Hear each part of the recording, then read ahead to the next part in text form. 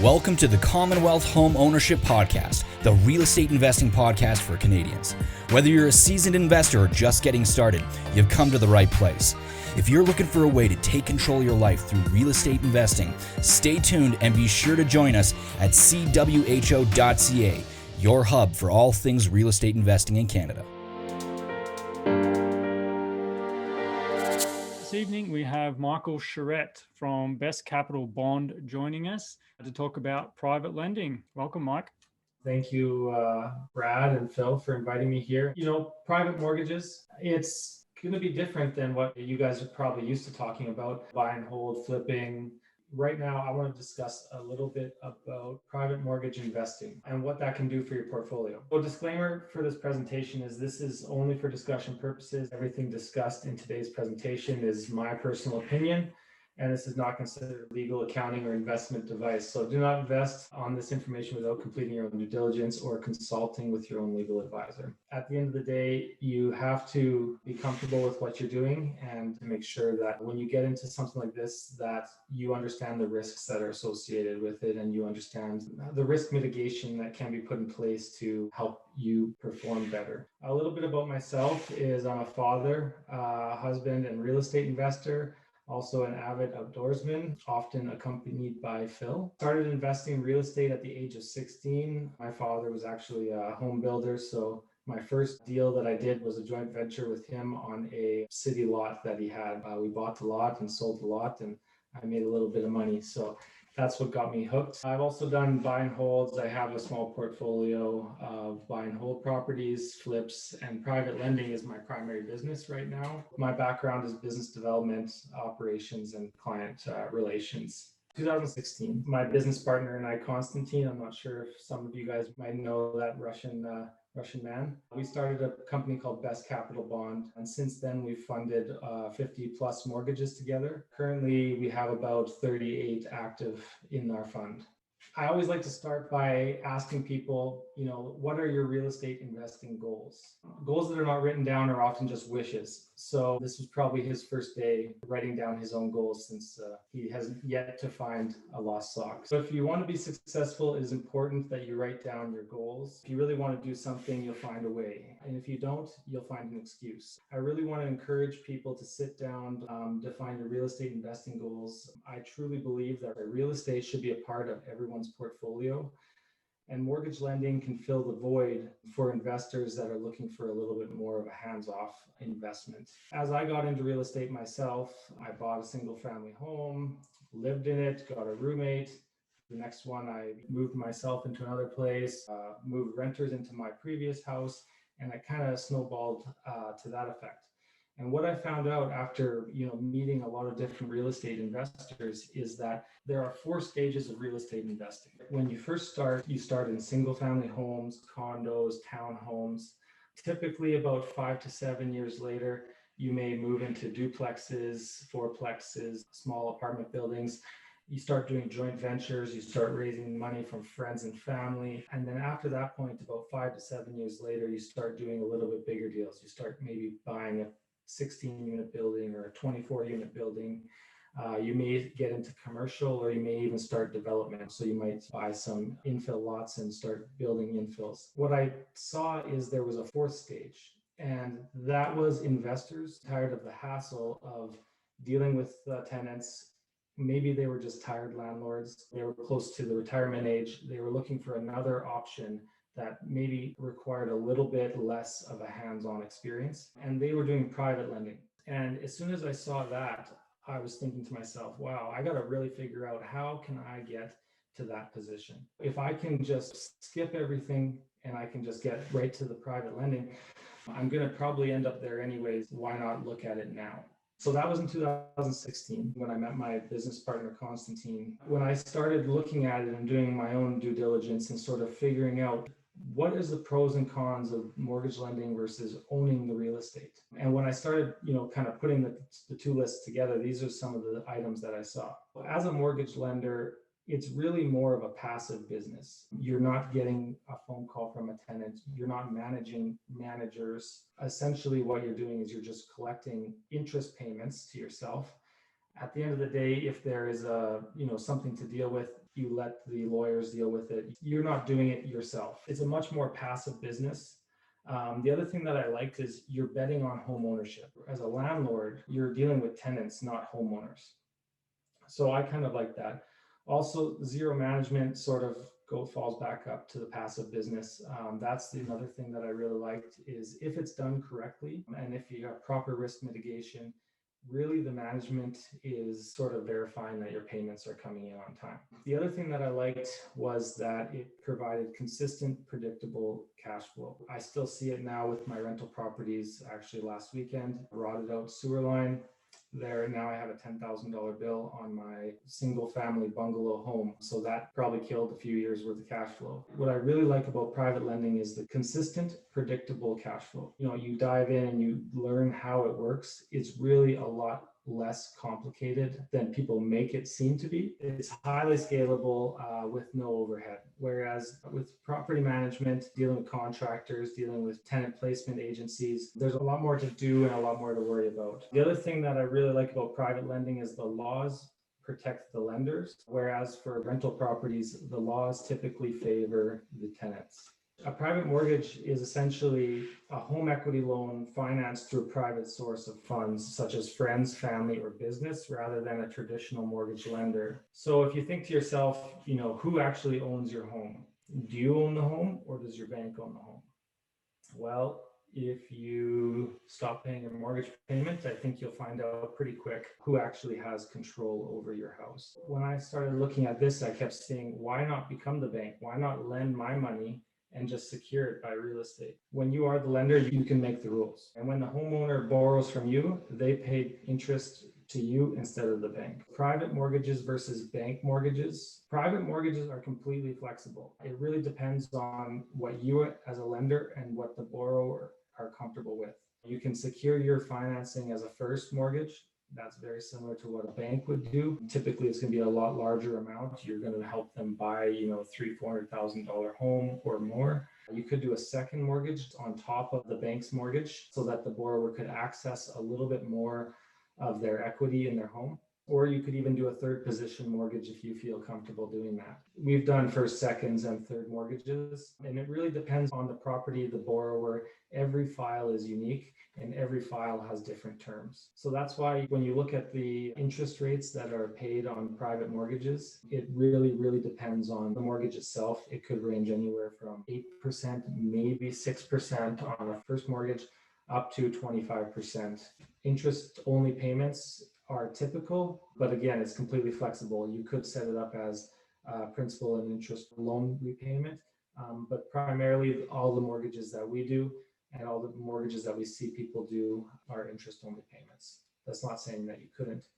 The other thing too is, private mortgages are very flexible in the term. So you could do a 6-month mortgage if you're trying to do a flip on a property, or if you're just needing some bridge financing to get you into a bank mortgage at a cheaper rate. You could do all the way up to a 3-year term if you're trying to do some debt consolidation and maybe repair your credit so that you can be attractive to a bank. Private mortgages are very less dependent on credit. They're more dependent on the asset itself and the equity in the property.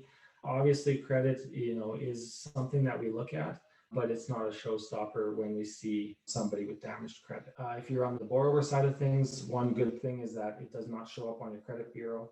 So if you're stuck and you don't have any way to access any more money from the banks, maybe you're capped out, you can always look at private money. Obviously, there's a cost to that. A lot of borrowers just have debt problems. They live in a high debt society. And in order to repair that, one way is to basically take a private mortgage, take some equity out of your home, pay the higher mortgage rate for a bit, wipe off some of the bad debt on your credit bureau, and within a year or two, you fix your credit, you can go to a bank and refinance the whole amount. Private mortgages are very quick. There's still a lot of documentation It's not necessarily as strict as a bank mortgage. As the lender, you get to decide what you see for documentation. Obviously, the more you see, the more comfortable you can be. You get to make the rules. The person with the gold makes the rules, is what I like to say. Dealing with a bank, credit is very important. Payout penalties are a problem. If you have a 5-year fixed mortgage and you sell it after 2 years, you could be looking at thousands of dollars in payout penalties. Your interest rates are 2 to 5%, but that's typical because the risk is a lot less for the banks because there's a lot more equity in the home. Second mortgages, third mortgages, other private mortgages, basically bad credit. People just need to repair their credit score so that they can go to a bank to get financing.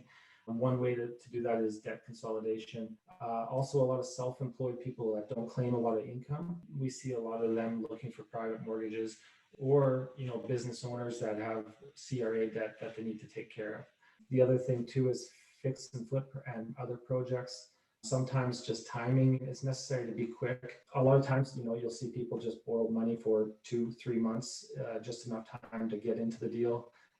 Once they're in the deal, they can figure out about refinancing at that point. Understanding the risks of private lending, relationships and circumstances change. Job loss, divorce. There's many things that can come up that cause an issue for the borrower to make their payments. Borrowers may default. That is the fact of the matter.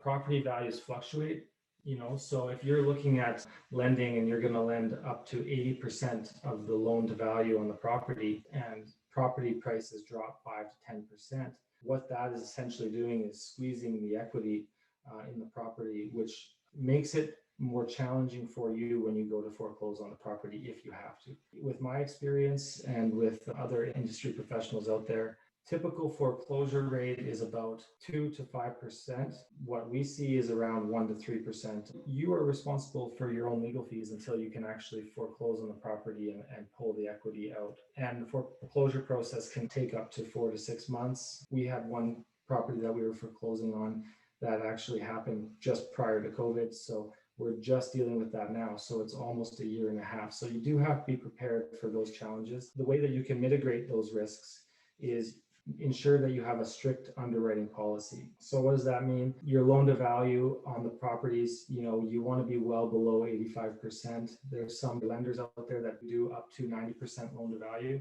And there's nothing stopping anyone from doing up to 100% loan to value, but most lenders will do max 80, maybe 85% loan to value. You keep the mortgage terms short. What that means is that if you keep your mortgage terms to a 1-year mortgage, the renewable on the lender's discretion. That means that, if you're having difficulty with the borrower within that first year, you just decide not to renew for them and they have to find other financing options.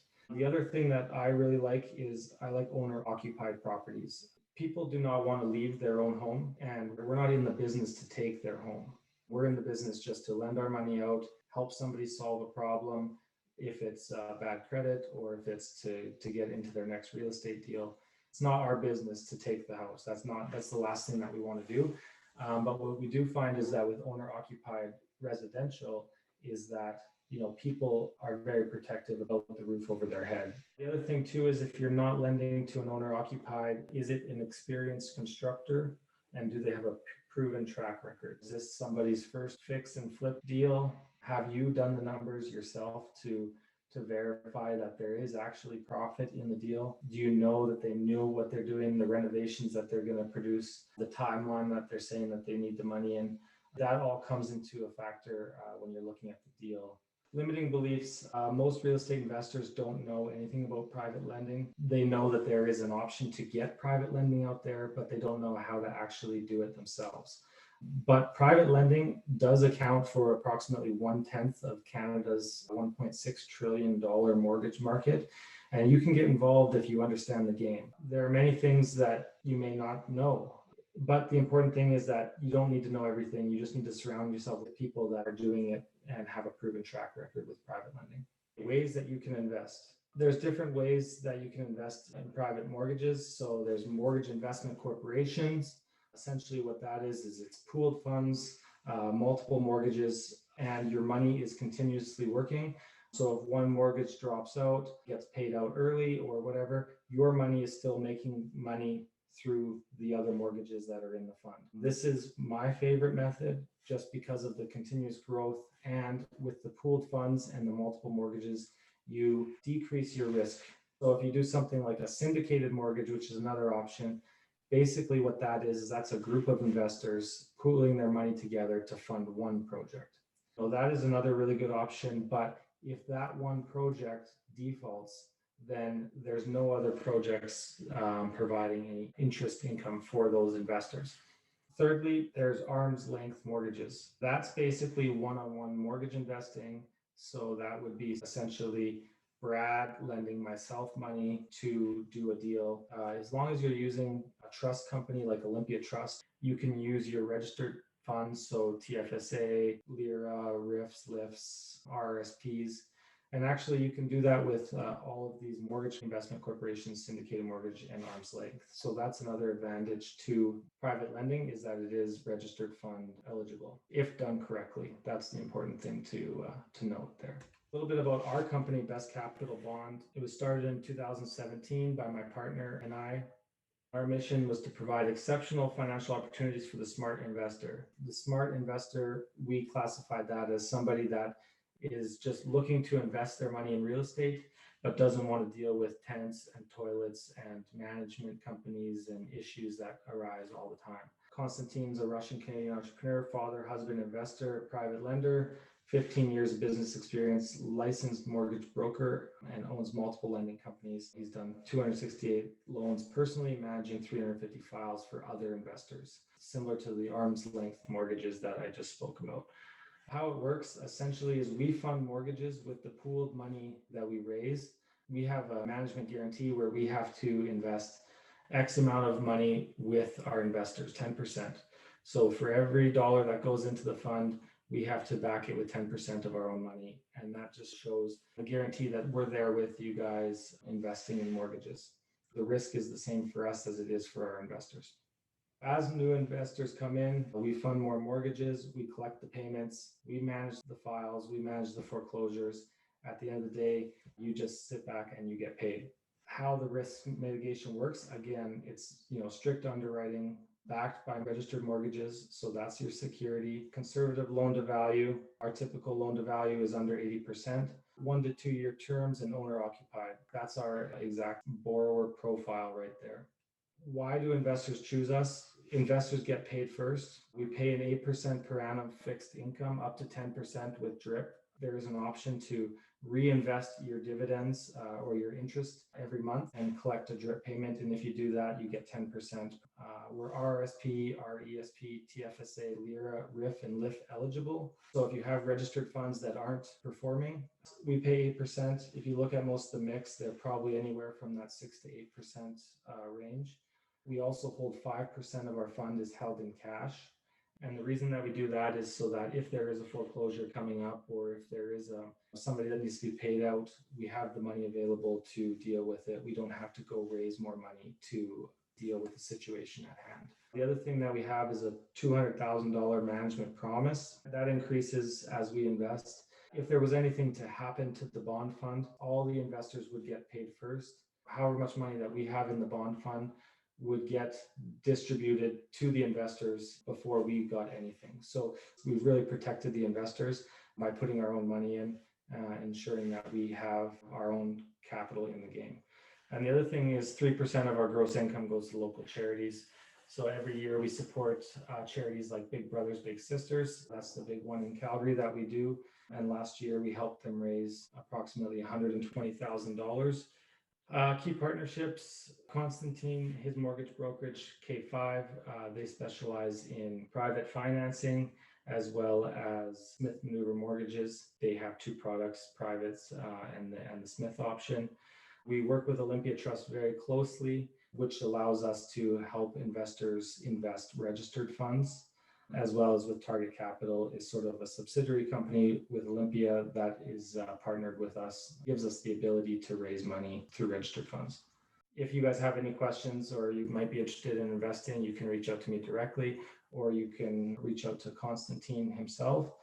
Thank you, everybody. Awesome. Thank you, Mike.